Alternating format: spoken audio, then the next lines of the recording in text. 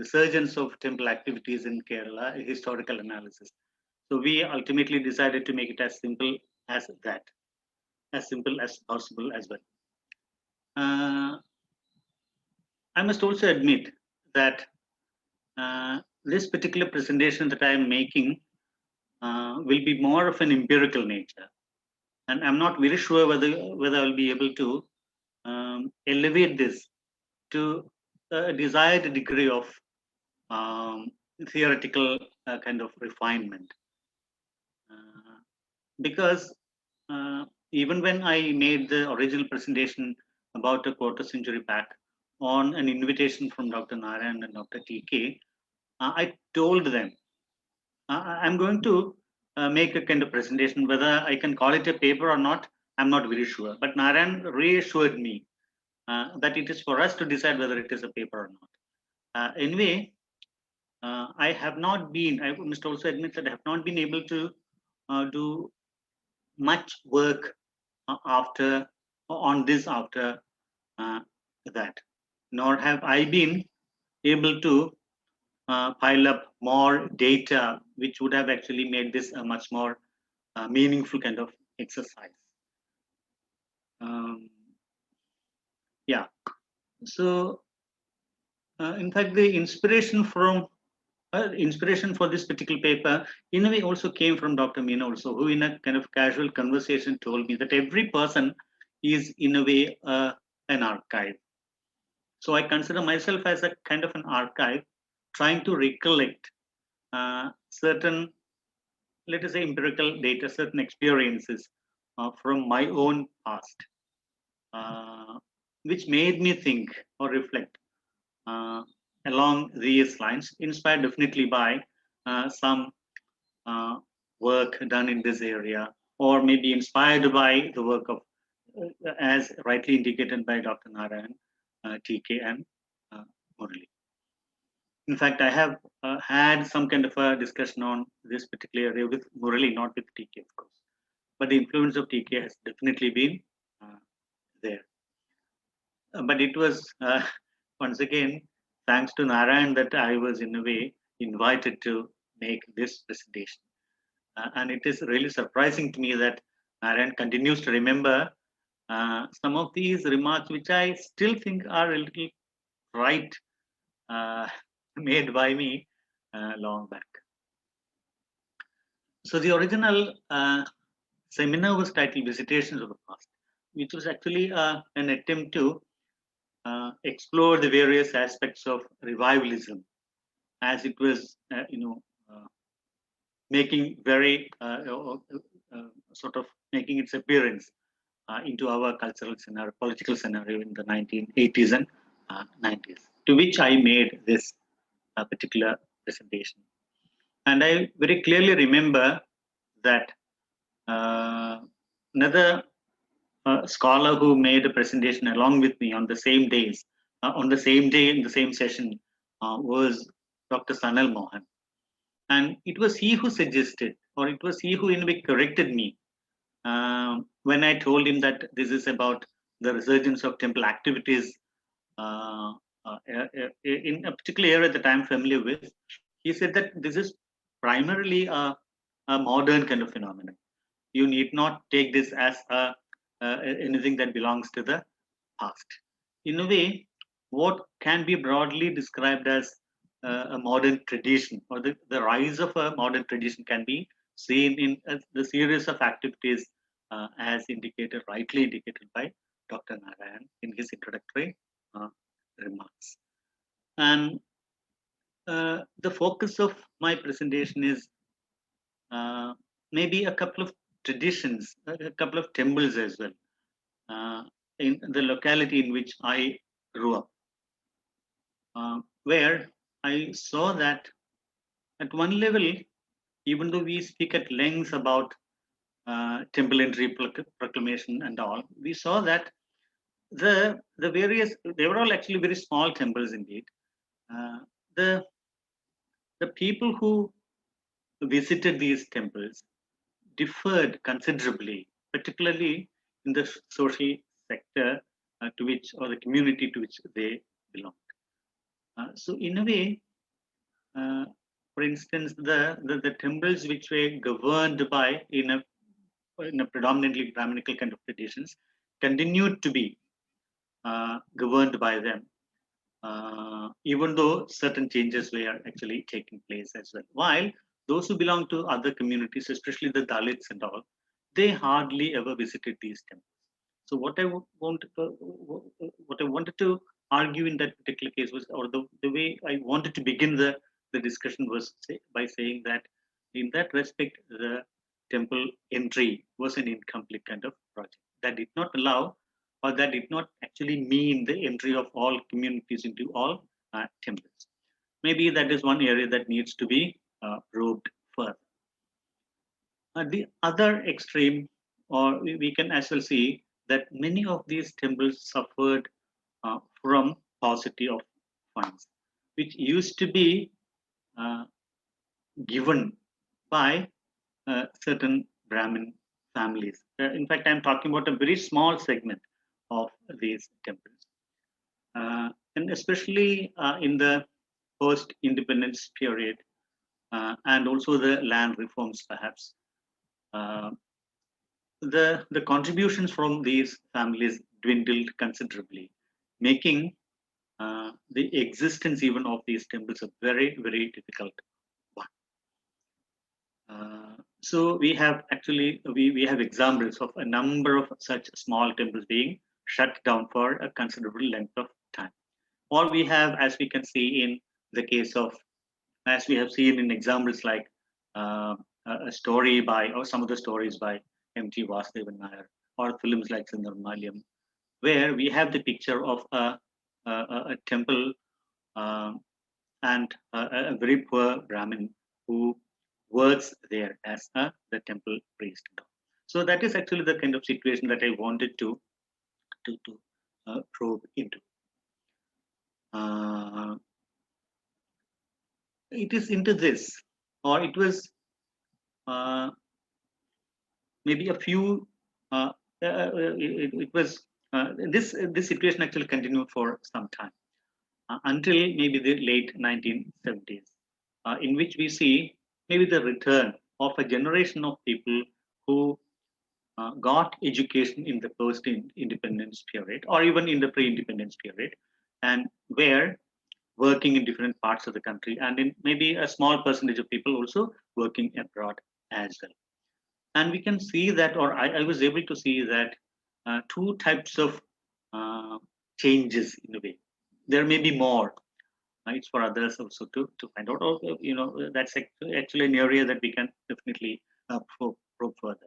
One level we can see that uh, what what can be called the Brahmaswams did earlier was taken over by those who returned from different parts of the country, or sometimes even from different parts of the state as well. And they were the ones who took up the reins of these temples. And this, in a way, led to the resurgence of the temple activities, but in a considerably different way. So here, I must also mention the name of another stalwart, another very important person who also was taking part in the seminar, Mr. Killimangalam Vasudevan Namboodiripad, popularly known as Superintendent, who retired as the superintendent, the office superintendent in Keralam. So after my presentation, he came up to me and told me, this is a very important point. He told me that we should also consider the way in which such ritualistic practices, especially those followed in Sabarimala, uh, came to be redefined, came to be revised, especially after the Great Fire. In fact, this is one point that we once again need to take up. Maybe I can come back to that later. uh,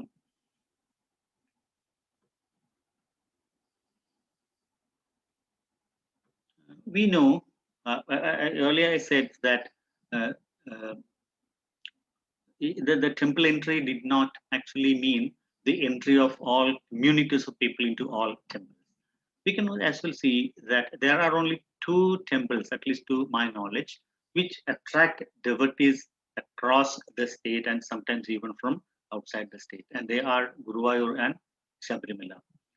There are, of course, in a very well-known other very well-known temples which only attract devotees either in certain seasons or for some specific reasons. And in fact, I have in mind temples like the Tripurayar temple, Chotanikara temple, Kodungalur temple, Mannarashala temple, or Tirunelli temple. So these are all temples. Of course, there may be a few other temples as well, which attract devotees for very specific reasons and also during very specific seasons as well. Or maybe Padmanabha Swami temple, if I may be excused for making a remark like this, for tourist reasons as well. It's more of a kind of it appears, as a tourist attraction for many.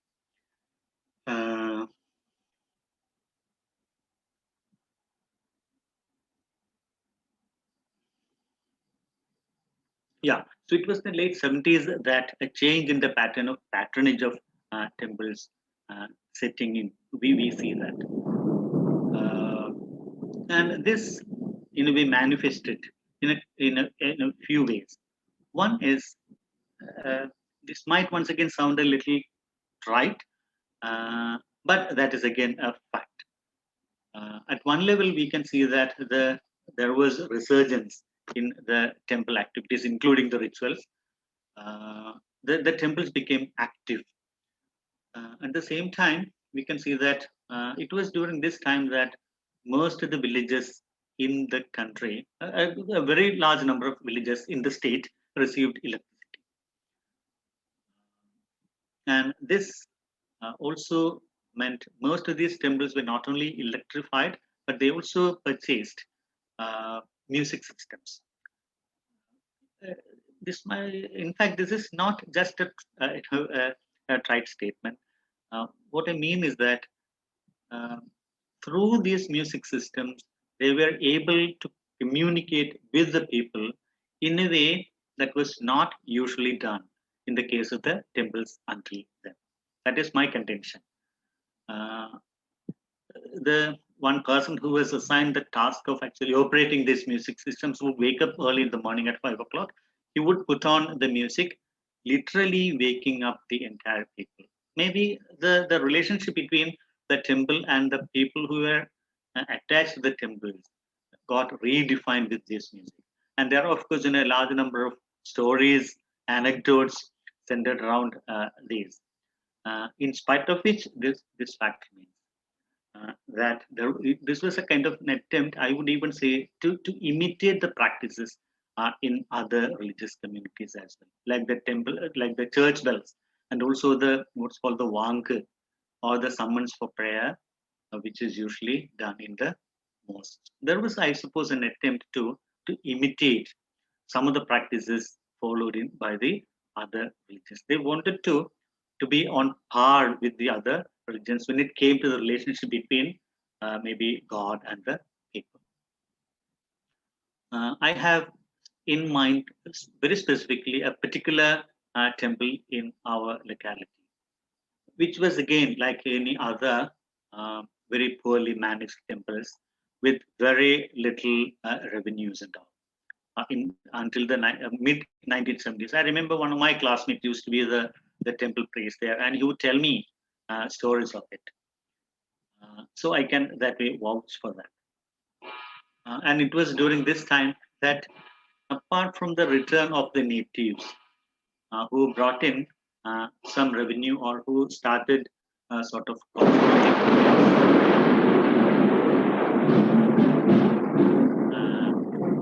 it appears Meena's predictions are coming true. Thunder has started. Okay, outside. So during this time, it's not only the return of the natives who would contribute to and also sort of facilitate the temple activities in a much more rigorous kind of manner. I particularly remember that in the case of this particular temple, two things happened.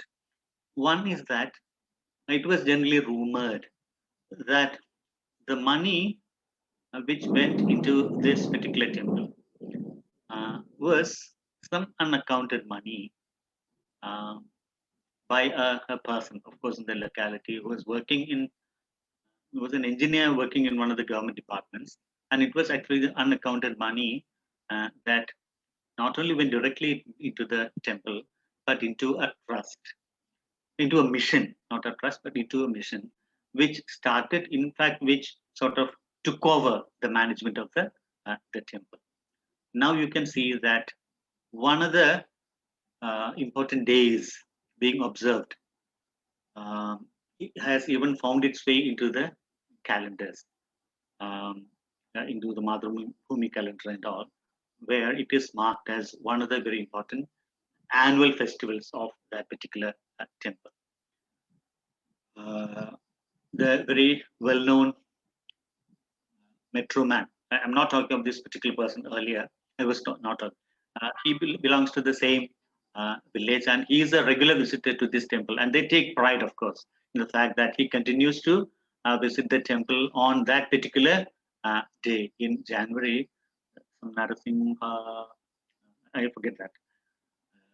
Ekadashi. I think Narasimha Ekadashi usually celebrated in the month of January or February, which now is marked in the Madhubhumi calendar. വിശേഷ ദിവസങ്ങളിൽ വരുന്ന ഒരു ദിവസമായിട്ട് അത് മാറിയിട്ടുണ്ട്. Maybe in a matter of say roughly 35 or 40 years time. But there is actually another very interesting thing. This might as well sound a little trite. You must have heard about a series of incidents of idols being stolen. നമ്മുടെ ഈ മീശമാധവൻ പോലെയുള്ള ഫിലിമിൽ വരെ അത്തരം ഇൻസിഡന്റുകൾ വരുന്നത് നമ്മൾ കണ്ടിട്ടുണ്ട്. There was actually a time when even Etumanur temple's idol was stolen. So there was actually a series of idol burglaries in many of the temples, small and big temples. Maybe I have a feeling that even those incidents must have actually contributed to the revival of activities, or allowed them to redefine or revise the activities, or to project these temples in a singular way. I would even say that the earlier uh, uh, point that I made about that particular day being celebrated as an annual festival, it's a kind of a patenting of the peculiar feature of a temple, which gets established and which attracts a large number of people. Now, the place where that particular temple is located has actually risen or come up as a small township. So that way, the change in the temple economy has actually resulted in a much more deeper kind of change, even in the social level as well. I would even remember that as part of this discourse, I should say, people would even used to say, look at the kind of comparison that in the Middle East, the Wang is actually played or recited in a different way. In fact, I haven't had the occasion to listen to Wanguvili, Dubaiലുള്ള Wanguvili നമ്മൾ അങ്ങനെ കേട്ടിട്ടില്ല. But there's an argument that the Wang that is recited in the Middle East is almost like the chanting of Vedas in Kerala.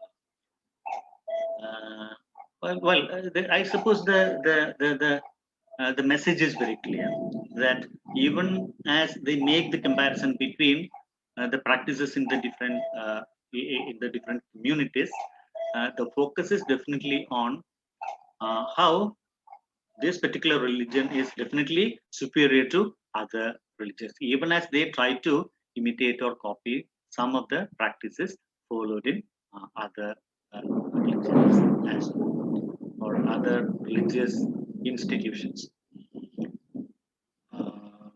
And another thing, of course, is the fire. There was a fire in Sabrimala, there was a fire in Guruvayur, and there were definitely a number of instances or incidents of the temples catching fire. It is from there that the resurgence of activities appear to gather momentum.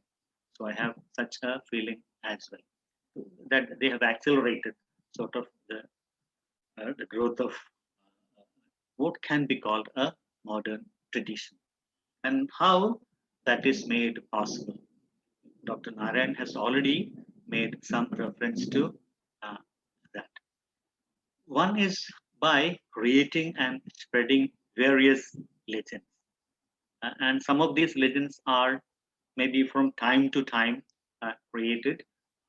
Some of these legends um, give actually a different picture to the temple. We know how, for instance, the Guruvayur temple has been that reconstructed uh, with a large number of different types of legends of uh, we know Kuru Rama and all those people. Similarly, in the case of Shabrimala as well.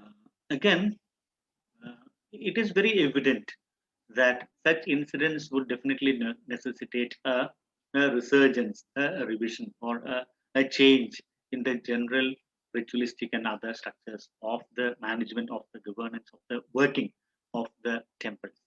And during those days, we come across a large number of, as already indicated, Punapradishtha uh, ചടങ്ങുകൾ in many of the temples, as though uh, as we can say, a new series of time would begin from that time onwards, or Navigarana Kalashams, a series of Bhagavata Vayanas, Saptahams, they are called Saptahams. 7 ദിവസം കൊണ്ട് ഭാഗവതം വായിച്ച് തീർക്കുന്ന ഒരു രീതി. There were also a large number of specialists in that who would read out the entire Bhagavatam in a span of 7 days and would explain them. In fact, these would only have a symbolic kind of meaning, not that people would attentively listen to these discourses and would react to them. But they went a long way in establishing probably a new identity for this. I must also admit that are they new practices? I'm not very sure. At least as far as I am concerned, because this is again a paper that is based on purely empirical and personal kind of experiences. I would say that practices like the Pongal, of course, from the small village that I came up from, I am in fact moving on to other places, other practices that used to be unknown to an entire generation of people like me, who have actually had nothing to do with temples. I should also mention that. Pongala is again one way in which such activities get, in a way, redefined. All these, I suppose, call for a deeper kind of room. And again, that reminds me that it was, I suppose, in very recent times that the practice of visiting 4 Rama temples began. I suppose there are at least 2 traditions of Nalambalam Thorligal in Kerala. There is one centered around Thrissur and another centered around Kottayam. That much I am sure. But there may be other places as well which also follow the practice of visiting 4 Rama temples. Whether for Rama temples in the sense that 4 temples dedicated to the 4 brothers. I can't recollect the names of all the 8 temples, but there is one set in Thrissur and another set in Kottayam. People, make regular visits to these temples every year. And again, that reminds me that even in a film like say Nandanam, we can see some attempts in a way being made in the direction that I was I also have a feeling, in fact, I made this remark at the original seminar as well, of the use of the word or the concept of O. A concept which the lower caste people were never allowed even to pronounce in the past, became such a very common kind of term and a symbol and a sign that you can practically see it everywhere. This, I suppose, can be seen as one of the signs of a fundamental kind of change in not exactly the activity, but the whole conception of the temple.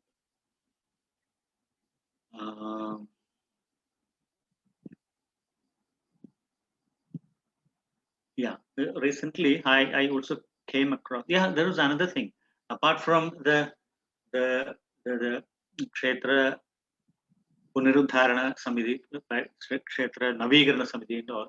We also have another thing called the Kshetra Samrakshana Samiti, which indicates that there is a potential threat to these temples, and it is the responsibility of the people to protect it from impending danger. Kshetra Samrakshana Samiti.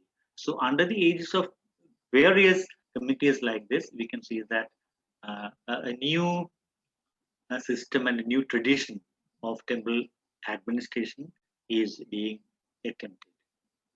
But the more alarming thing about all these things is that, in fact, I recently came across another paper in the same area by a person named O.P. Rupesh, I suppose, who is working on a project in IIT Mumbai.